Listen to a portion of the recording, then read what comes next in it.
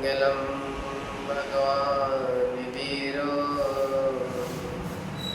मंगलम गौतमो गणी मंगलम कुंद कुंदास्यो जैन धर्मोस्तु मंगलम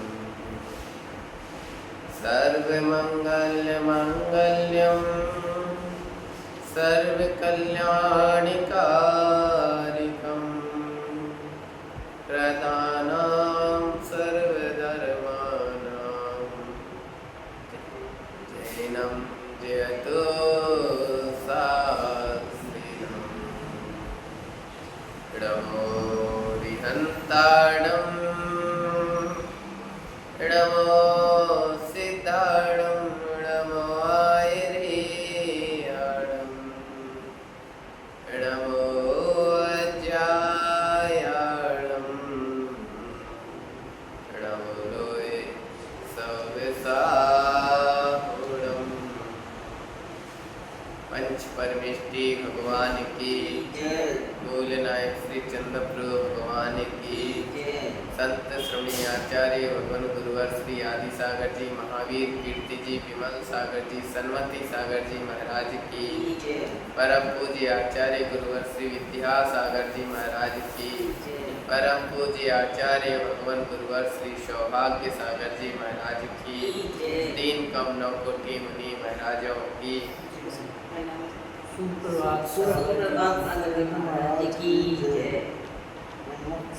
बंधुओं,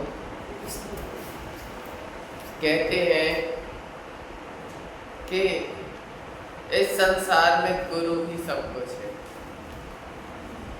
इस संसार में गुरु ही सब कुछ है, गुरु बिना कुछ नहीं है। आप लोग इस जगह पर हाथ में डिब्बी लिए, माथे में चंदन लगाए और धोती दुपट्टा पहने अभिषेक करने, पूजन करने आदि आदि कुछ क्रियाएं करने को आ रहे हो, तो ये सब किसकी देन है? गुरु की देन है। गुरु बिना संसार ना है।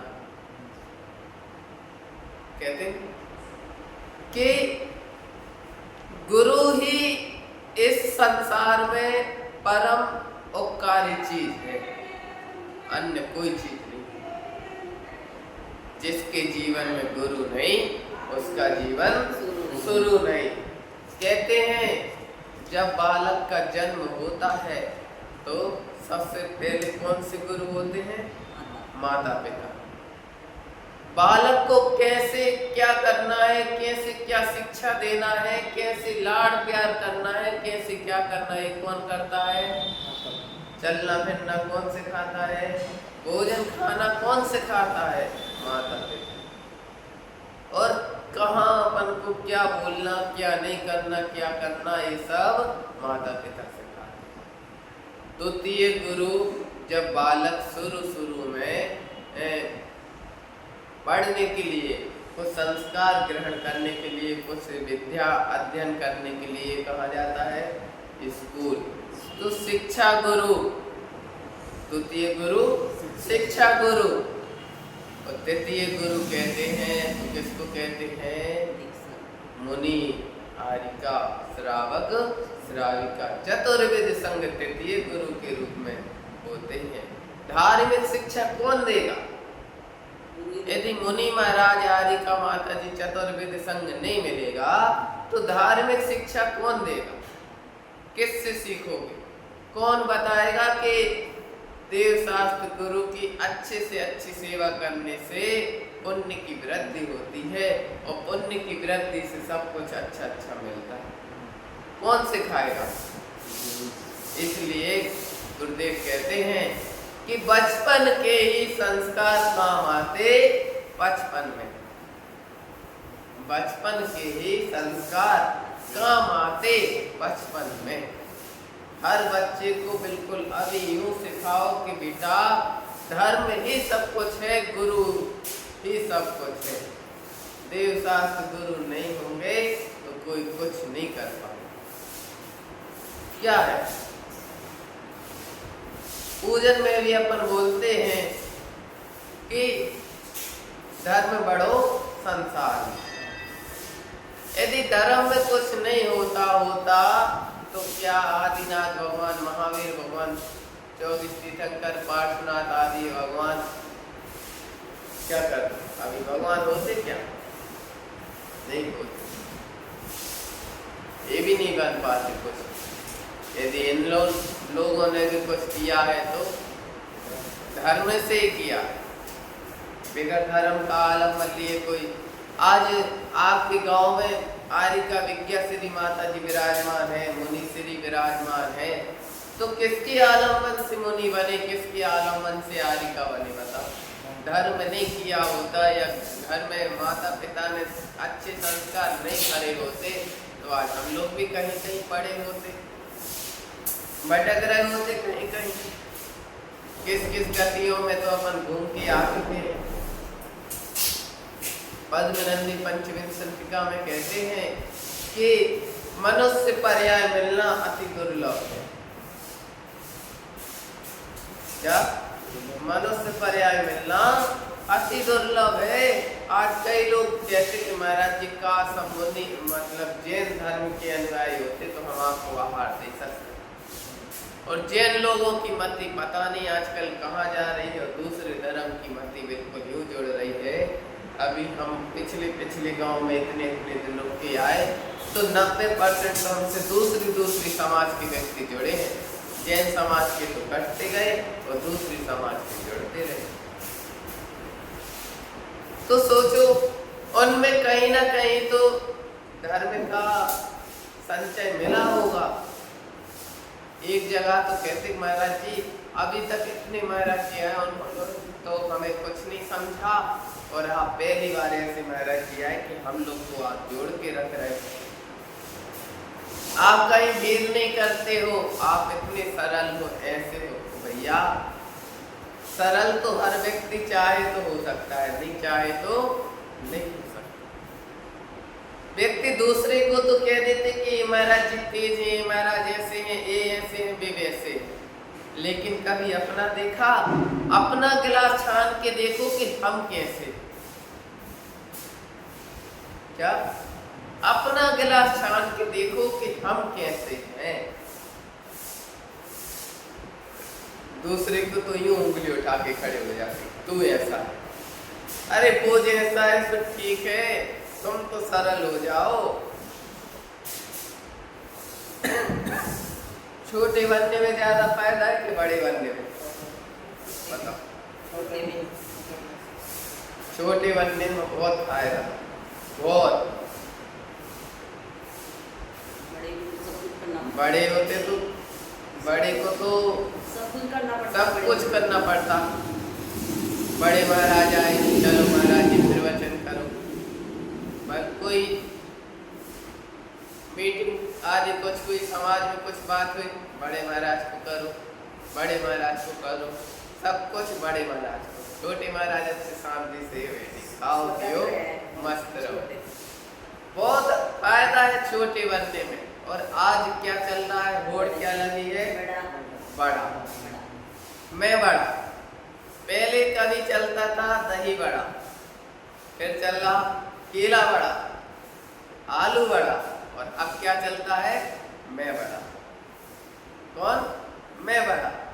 मैं बड़ा में कुछ नहीं रखा।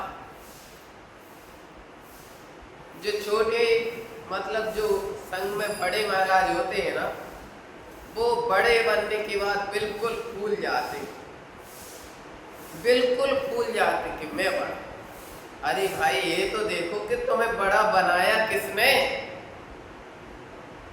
बड़ा बनाया किसने? यदि नीचे कोई छोटा नहीं है तो तुम काय के बड़े हो, काय के छोटे? तुम तो जो हो सो हो, ना बड़े हो ना छोटे हो। हम हर मुनि महाराज, आरिका माता जी, चुल्ला कीलक महाराज जी से एक ही बात कहना चाहते हैं कि भैया यदि आपको किसी ने बड़ा बनाया है तो बड़े बन के फूलो मत, क्योंकि यदि वो छोटा नहीं आता तो ना तुम बड़े हो ना तुम छोटे हो, तुम तो जो हो सो हो। अकेले रहोगे तो लोग क्या कहेंगे, सुप्रभात सागर जी आ गए। XYZ कोई भी महाराज जी आ गए। महाराज कहेंगे, ना बड़ा कहेंगे ना छोटा कहेंगे, नाम लेके बोलेंगे। और यदि 2-3 का संग लेके आओगे तो फिर बड़े हो जाओगे तो बड़े कहोगे, 2 से तीसरे नंबर पे होगे तो वैसे कहलाओगे। तो कभी भी कोई भी बड़े महाराज को भूलना नहीं चाहिए कि मैं बड़ा। ये सोचो कि बड़ा बनाया किसने। यदि हमारे नीचे कोई बैठने वाला है तो बड़े तुम नहीं, बड़ा वो है। हमारे साथ कोई चुल्ला केला कोई आ जाए तो मैं नहीं, उसको बड़ा बनाऊंगा, ये बड़ा है, मैं छोटा हूँ। क्यों? कीमत छोटों की है आज के समय में, बड़ों की कोई कीमत नहीं। तुम तो मुनि बिहार करोगे तो कितना चल पाओगे एक टाइम में? बहुत से बहुत 30 किलोमीटर चल लोगे।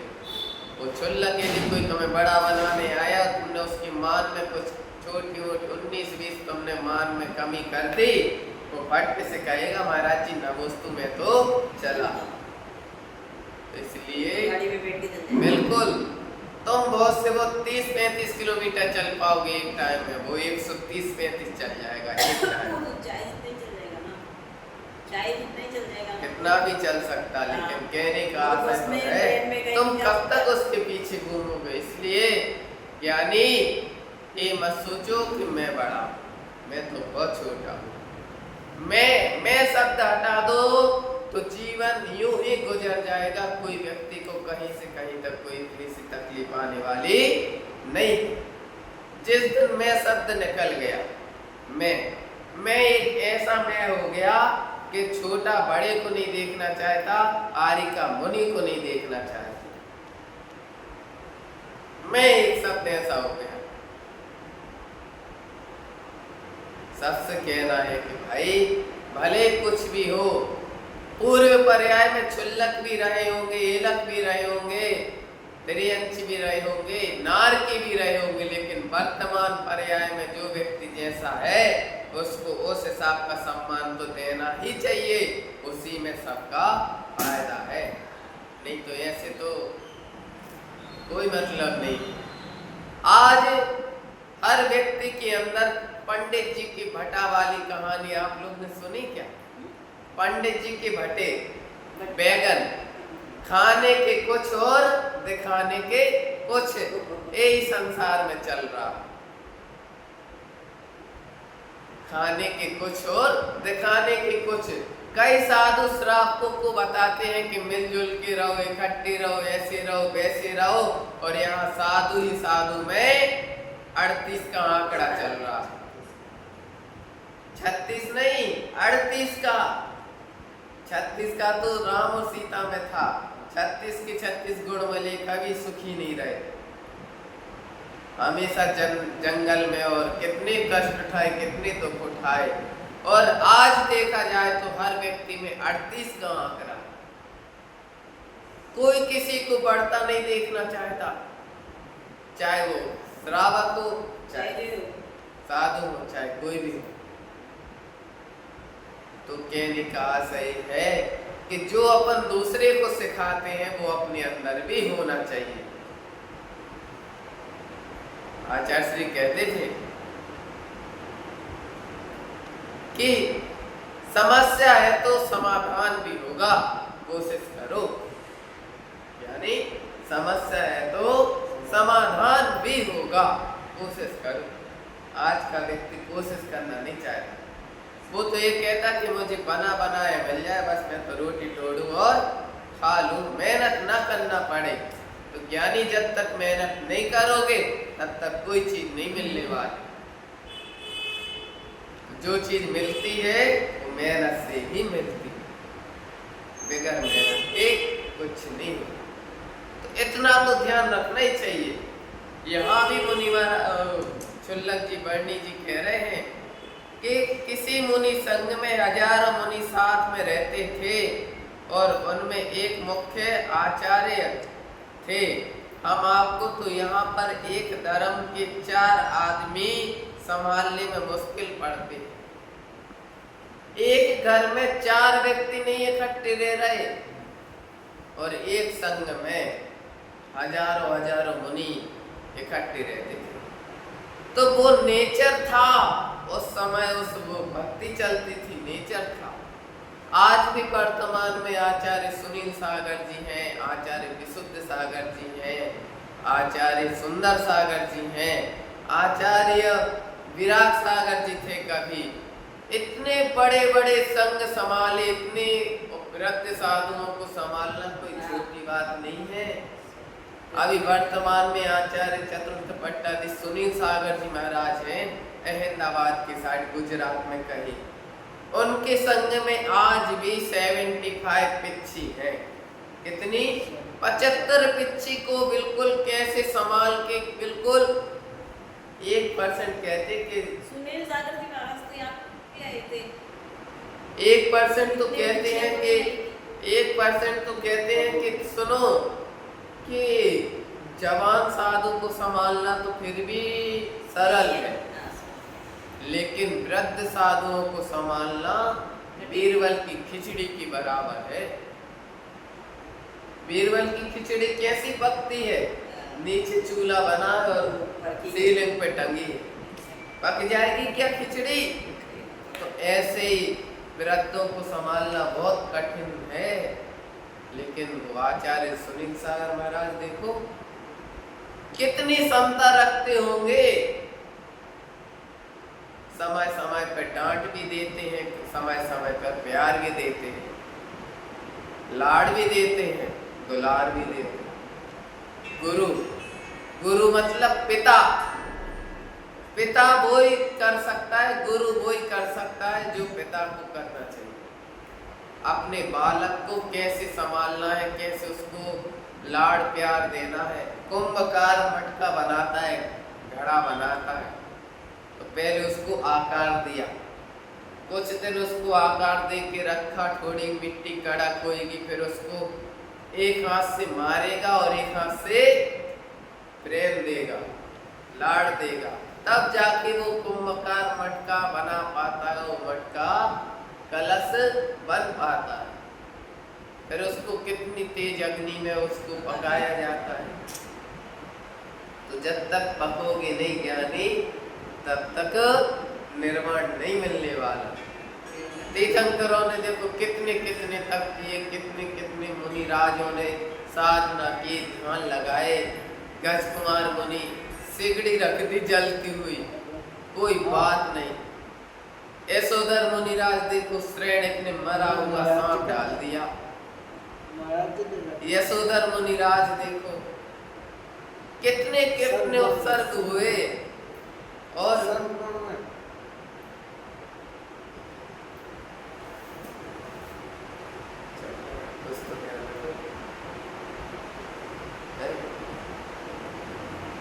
तो इतने मुनिराजों ने अवसर सहन किए। वर्तमान के आचार्य देखो, आचार्य विद्यासागर जी कितने उत्सर्ग नहीं आए, किन किन लोगों ने क्या क्या नहीं बोला होगा। और आचार्य विराट सागर जी एक बार कहते थे कि आचार्य विराट सागर जी महाराज का ध्यान नहीं है, एक क्षेत्र में चतुर्मास चल रहा था। चतुर्मास के दौरान आचार्य भगवान सुबह सुबह शौच क्रिया को कहीं निकले बाहर, तो किन्हीं 10-12 लोगों ने उनको किडनैप कर लिया। किडनैप करके महाराज को 100 किलोमीटर दूर ले जाके उनके ऊपर उपसर करके और उनको छोड़ दिया।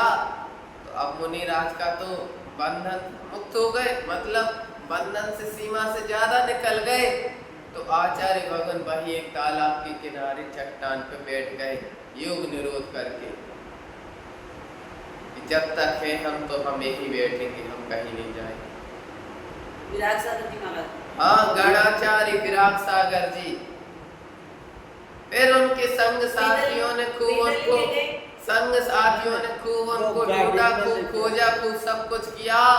जब जाके 100 किलोमीटर दूर उनको बैठा देखा, तो मुनि श्री विश्रुत सागर जी और उनके संग के 4-5 महाराज फिर हाथ ठेला वगैरह लेके गए। उन पे मुनिराज को वैसे के वैसे उठा के बिठाला और वापस उसी स्थान पे लाए जहाँ चतुर्मास चल रहा था। तो कहने का आशय है कि भैया जब इतने मुनिराजों पर उपसर्ग आए हैं तो सुप्रभात सागर तुम किस खेत के मूली हो, तुम भी समता से अपने उपसर्गों को सहन करो और अपनी निर्जरा करो। इसी मंगल भावना के साथ जय बोले परम पूज्य आचार्य गुरुवर श्री विद्यासागर जी महाराज की जय।